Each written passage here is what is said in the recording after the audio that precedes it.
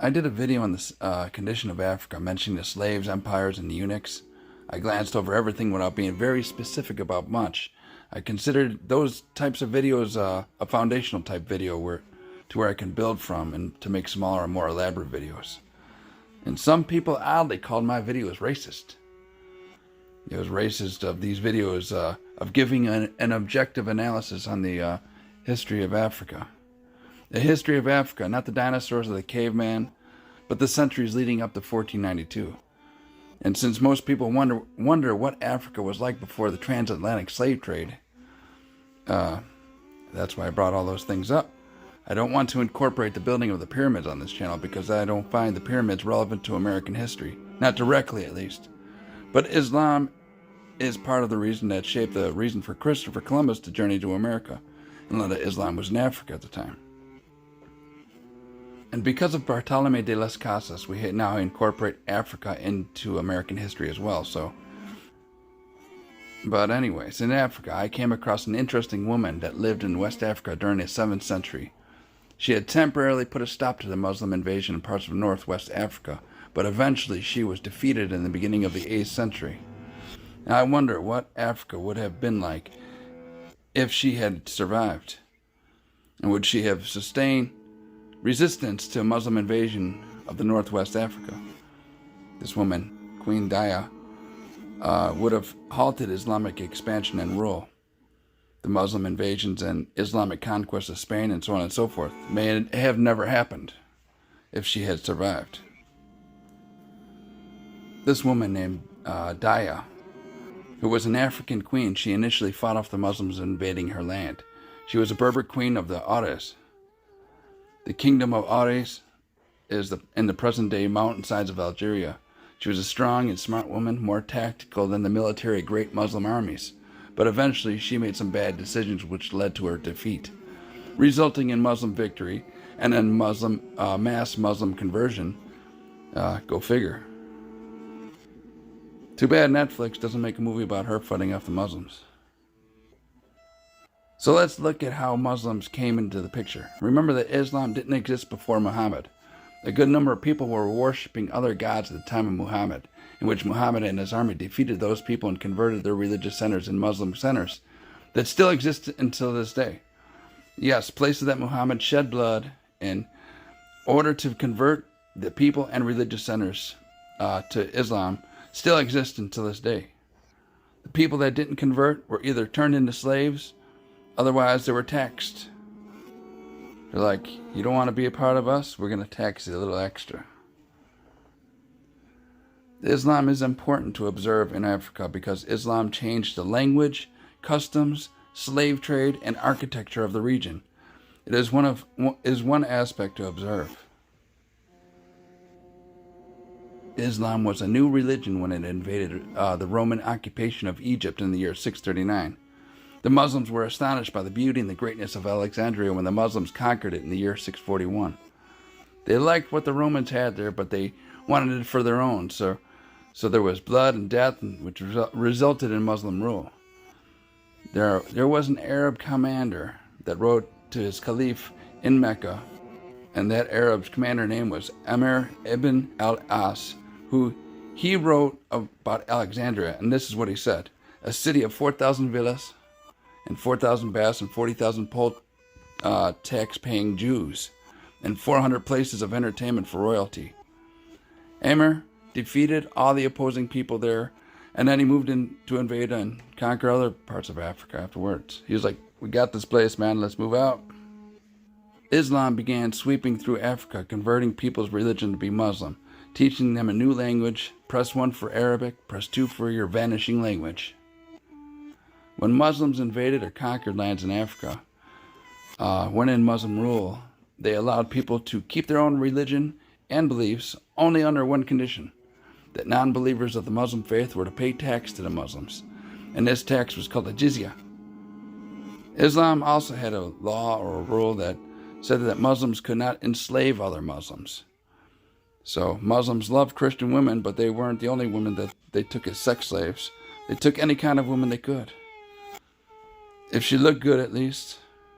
If she was pleasing to the eye and had a good personality, And it had been documented evidence that I have come across a few times. And so since Muslims couldn't get other Muslims as slaves, people started to convert to Islam, or at least fake it.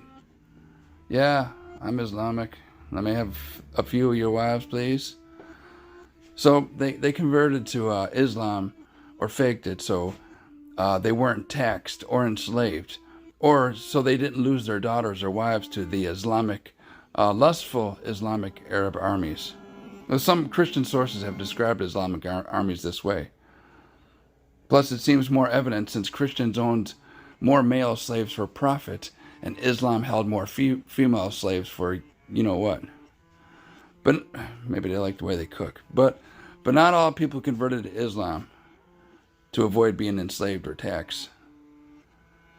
Some people converted through marriage or employment. And I'm sure some people converted to join the majority ruling class. Others may have converted because they thought that the Muslim's invisible friend was better than their own invisible friend. Go figure, huh? He's like, my God sits on that cloud. And then the other guy's like, well, my God sits on that cloud, and that cloud's way bigger. He's like, hell yeah, I guess I'm going to convert to yours. What I have witnessed so far by researching history, that most ideologies, religions, cults, societal norms, rarely spread naturally like herpes or gonorrhea from person to person until it is shared by a vast majority of people. Rather, there's a scheme that produces that spread. Roman politics helped kick off the popularity of Christianity. Muslims delivered their message to war and conquest and produced the fear in which led to into a conversion. Christopher Columbus kicked off the colonization of America, and most native people lost their language and began speaking Spanish, and a lot of Africans started speaking Arabic. Humans are easily led and influenced. Humans will believe anything and can be taught to fight to the death for that belief. This zealous attribute, I assume, seems like a sense of pride, to where someone may believe that they themselves have the answers to the purpose of life, or something of the sort, and that pride and ego tells them that they should fight, kill, or punish those that oppose them. Every minute, hour, or day in history has an example of this in human civilization. And all they want is unity and power and control. A fraction of humans throughout history are exempt to this, but blame it on the dreamers, right? Without imagination, a person could live in the woods and not want anything or dream about anything besides a cold breeze. Just sitting in the wood, just staring into the sky. They don't dream about anything. But anyways, let's get back to the Islam and Africa and the condition of Africa. When the Muslim prophet Muhammad died in the year 632, the Arabs kept conquering areas of North Africa and took Jerusalem in the year 635. Then the Muslims invaded Syria in the year 634 to 638. Then they conquered Palestine around those same years. Then the Muslims took the old Roman province of Cyrenaica and the walled cities of Tripolitania. Cyrenaica was another area the Berbers lived in. It lays in the eastern region of Libya, and after the Islamic conquest, the Muslims renamed the area Barca. But the Greeks colonized the area in the 7th century BCE, in which the area produced olive oil, barley, and other types of things. There was a plant there that grew that was called the silphium, and which was used as a medicine and an aphrodisiac, among other things. This plant became so important that it became a major export, and they even minted the damn plant on their coins. They're like, this plant is the best. People have said that the plant had come from the gods, but the plant became extinct in the Roman times, although several regions spoke of this plant in poems and other writings. And currently, people only assume what the plant may have been similar to. The plant was used as a contraceptive, a medicine, a sexy plant that Bill Cosby wished he could get his hands on. It was also said that to have been a seasoning for food and other things. So I guess after they had dinner, they're like, man, we should go to bed. But anyways, now the plant is extinct from the African region and the whole world. Anyways, before the Greeks, the Berbers lived there. So people started moving in, and the nature started moving out. Christianity was introduced to the area in the first few centuries, but was seized by Muslim conquest in the year 642, and continued to be Islamified for several centuries later, although changing Islamic hands. The area had walls around it to keep invaders out. Donald Trump would have loved this place. I don't know how true it is, but it has been said that the Muslims have supposedly built catapults with cotton beds to launch their soldiers on top of the walls. And supposedly they had thrown these guys up on top of the walls, and these guys killed the guards on the walls. And then later they invaded the area, taking it over, Islamified. The Muslims tactically drew confusion inside the walls and led to the defeat of the Byzantine rule at the time. In the year 670, a military commander named Uqba ibn Nafi founded the city of Kairouan in the south of the old areas of Roman province of Africa. Then this Uqba named this city the new Muslim capital of the Muslim province of Ifriqiya, and Kairouan became an Islamic military headquarters. He also built a mosque there, so people knew that it was an Islamic place.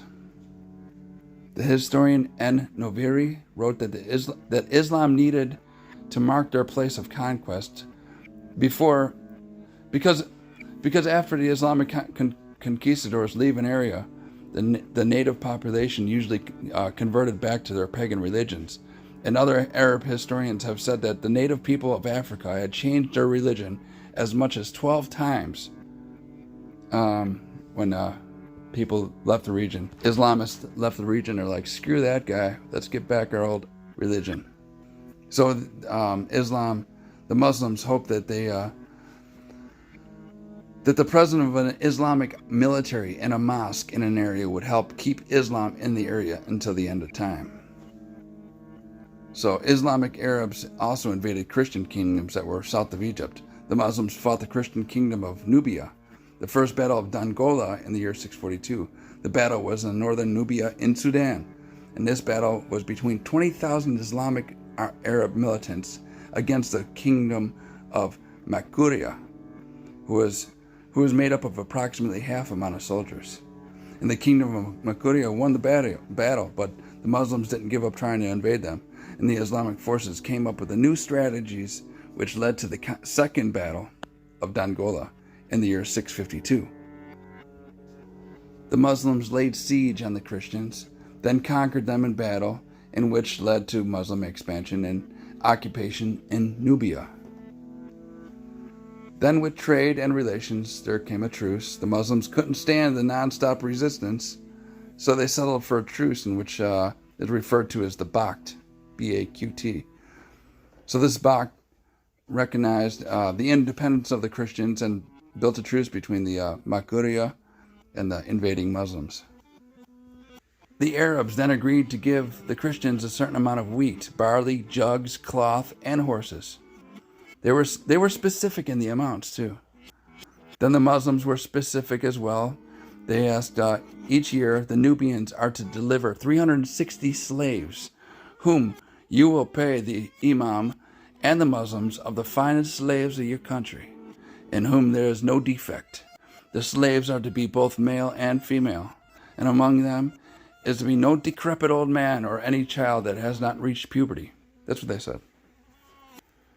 Why would the Muslims care if the little boys haven't reached puberty? If the boys were 10 or 11 years old, what's the difference if they have hair below the waist? Now, I don't know what the significance of girls reaching puberty is, and also if they can become pregnant after that. Why would the Muslims only want pregnant, able girls? Strange. The Baqt, this truce, called the Baqt, lasted for 6 centuries. It also allowed travelers free passage. So as far as the Islamic militarized area named Kairouan, the first military expedition ended up as a failure in the year 638. Uqba ibn Nafi led his army west to spread Islam. He survived a few battles along the way as he made it to Morocco. And then when he was going to return to his base, they were ambushed and defeated by at the old Roman fort of Tahuda. And the tomb of Uqba is still in the area and is regarded by many as such a really holy place. And to other people, it is recognized as the opposite. In the year 693, the Islamists tried a second time to conquer the Maghreb. The African queen Daya defeated this Muslim invasion, and the Muslims said that she was a witch because she was so smart and tactical. The Muslims thought that she can see into the future. The Muslims later named her Al-Kahina because of it. She was eventually defeated in the year 703, but it would take some other 20 years for the Muslims to completely subjugate the Maghreb. After Muslim rule came about, many of the Berbers started to convert to Islam. Like I mentioned before, the Muslims had to build military bases and mosques in the area to make sure that nobody would revert back to their old religion.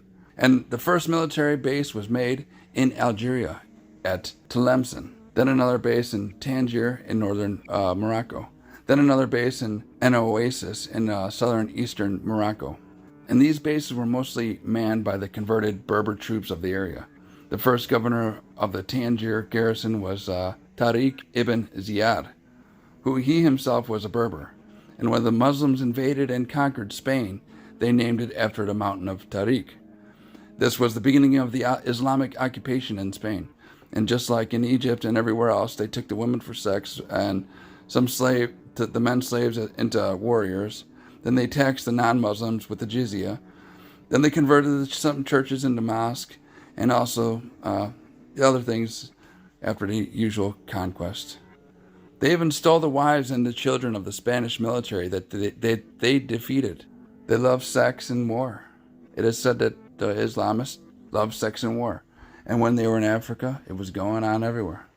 When they defeated the warriors in Spain, when the Muslim Berbers defeated the Visigoths in Spain, one of the soldiers that led the Spanish army was Roderick. Roderic's wife was named Egil, and she was married to an Arab after. Come on, baby, you ain't gotta be scared.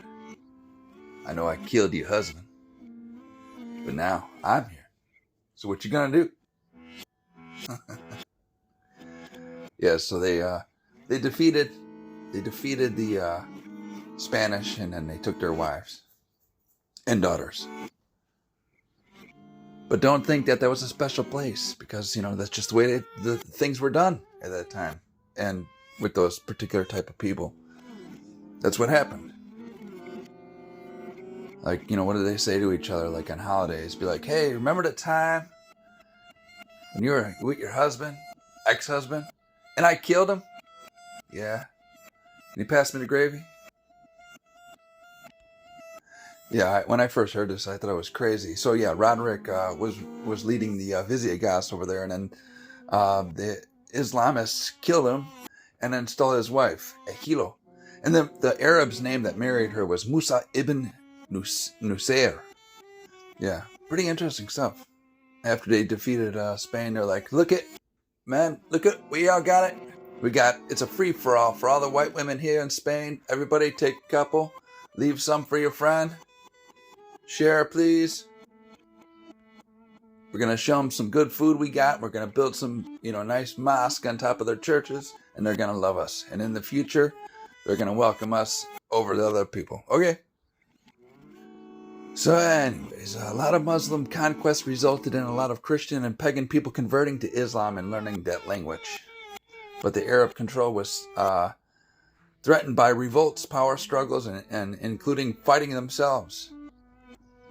They even killed their brothers, stuff like that. And even if they're going to kill their own brothers and people in their family, they're going to, of course they're going to kill their, people in politics, right? It's all about power and control. Do whatever you can to get it. The Arabs set up some policies that the Berbers didn't like. And the Arabs also treated the Berbers like second-class citizens. So the Arabs were like, hey, your skin is different than ours. That's the way we know who you are. We're going to treat you the way we think we should. So this is going on in Africa with the Arabs and the Berbers. But these new laws were that they had at that time, there was a lot of regulation, which caused revolts, and so there was a lot of Berber revolts against the Arabs. And Arabs also made the non-Arabs pay higher taxes. Like they had to come up with a certain amount of slaves. Like, hey, you owe me some of those women you capture, okay? And some boys for soldiers, all right? Remember, they preferred women slaves in a ratio of 2-1. So bring me 2 young women and a strong young man. The women have to cook. The man's got to be able to do 50 push-ups. I don't know if you said that. You know what I mean. You can just imagine. But anyways, they were just gathering people. Some people just can never have enough, you know. But then again, the Arabs were afraid of losing to the Berbers because the Berbers were kicking their ass with the revolts. And so eventually in the year 718, in the Common Era, they lifted the higher taxes on the non-Arab people. And just when you thought the special treatment on race began in America, you were wrong, see? The Muslims treated Berbers unkindly for a while. They also put non-Arabs in the front lines of battle, while the Arabs sat back and ate their grapes and hung out with their captured women. So kind, so kind. It's like, we're going to sit back here under our umbrellas with their blanket or sheets over our head, and you guys go fight the war. Good luck. We'll be right behind you. The different factions of Muslims started to battle each other and steal each other's lands in the name of some imaginary holy phenomenon. Yeah, but when they were fighting each other, here's a story about some dude that caused an uproar in between Islamists. There's a guy named Ubaidallah Saeed, who is part of the Ismaili branch of Shiism, who said that he was a direct descendant of Fatima, the child of the Muslim prophet Muhammad. So this Saeed guy was the Mahdi, in which meant that he talked to a guy in the sky that told him about the judgment day. He was like, hey everybody, I talked to some dude in this cloud, so therefore you all listen to me. They're like, everybody's like, wow, did you? Yeah. What do you look like? I can't tell you. Draw us a picture. Nope. And if you draw a picture, I'll cut your head off. Okay. So this Ubaidallah thought that since he had this communication with the invisible man, that he had the right to invade or conquer other Islamic people in the Kairouan in the year 910 Common Era. Then he started the Fatimid dynasty of rulers in the Tunisian coast of Mahdia. And so he's like, if I die, my descendants will talk to the guy in the sky for you. The crazy thing is that people believe this stuff is true. He's like, do you see that, man? That guy talks to people in the sky. And then his kids will, and when he dies, the kids will inherit that. Craziness. Craziness. The Fatimids' ultimate goal was to take control of all the Muslim lands. It's about power and control. That's all they want. They just want unity, control, power. If you all act like how I say to act, everything will be fine. Walk accordingly, stay in line. Yeah. And pay me taxes. Women, soldiers, and food. Yeah. But eventually the Muslim areas would meet the Arab Bedouin clans. And the Banu Hilal didn't try to take a lot of towns or cities, but made their own place in desert lands. They pushed out a lot of settled rural African communities, while the Arabs set their own place there. Then they sacked the Kairouan. They forced cultivators to flee into the mountains. The historian Ibn Khaldun, who was born in Tunis, wrote that the Banu Hilal were like a swarm of locusts. These Arabs gained power over the country and ruined it. They just came in like a tornado, took our women, our soldiers, and killed everybody else, burned everything down.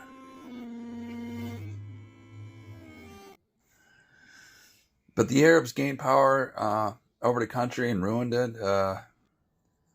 The Banu Hilal Arabs wrecked the agriculture that was adopted by the Carthaginian and Rome people, and the olive farms and irrigation systems. They destroyed everything that was made up of that in these African areas, somewhere in the 11th century. They broke everything down, so now we have to rely on them. You can see this throughout history. In my last video, we talked about the 1622 massacre, when the Powhatan did that to Jamestown. And a lot of the plantations after the battle, they had to rely on the conquistadors.